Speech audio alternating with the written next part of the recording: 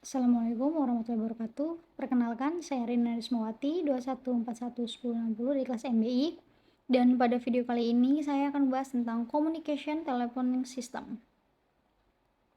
Di mana tugas ini ditujukan untuk memenuhi tugas mata kuliah dasar sistem telekomunikasi yang diampu oleh dosen yang bernama Bapak Hernando Rizky Dalimute, STMT.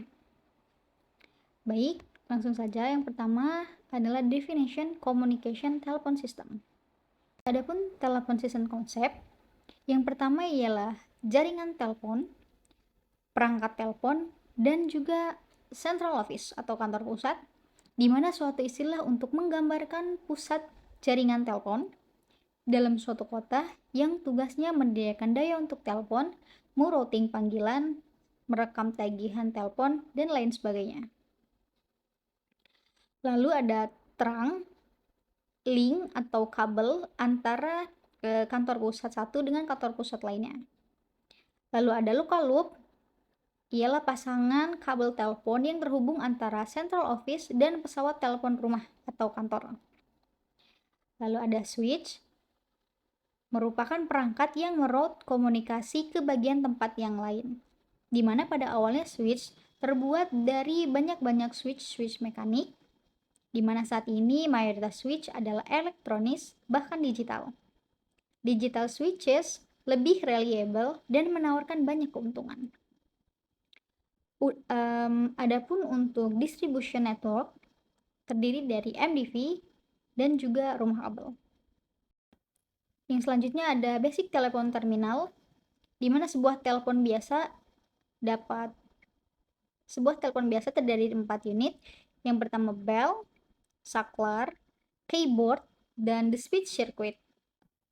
Kemudian modern keypads menggunakan dual tone dialing, dan the speech circuit juga menyesuaikan tingkat suara dan mengisolasi mikrofon dan juga speaker.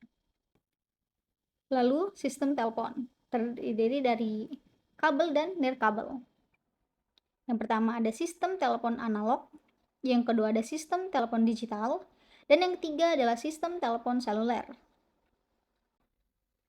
Adapun the analog telepon system atau sistem telepon analog adalah sistem telepon pertama yang didirikan di seluruh dunia, di mana saat ini sistem telepon di banyak negara masih sepenuhnya analog. Namun, seiring berjalannya waktu, sistem ini akan menjadi mubazir karena dunia beralih ke telepon digital. Adapun komponen dari sistem telepon analog di sini, yang pertama ada mikrofon, lalu penerima atau receiver, sistem transmisi, dan juga sistem peralihan dan persinyalan. Lalu yang selanjutnya ialah digital telephone system. Even uraian sistem telekomunikasi analog memberikan gambaran yang akurat tentang prinsip-prinsip sistem telepon saat ini, faktanya, sebagian besar panggilan telepon saat ini sebenarnya adalah panggilan telepon digital. Dalam sistem telepon digital, kedua ujung panggilannya analog, dan bagian tengahnya adalah digital.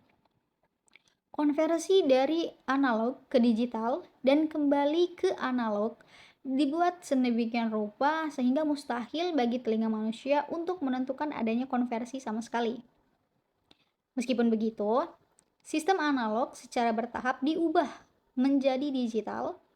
Input dan output dari sistem tersebut masih tetap analog karena kegunaan akhirnya hanya untuk manusia yang mampu mengolah informasi analog.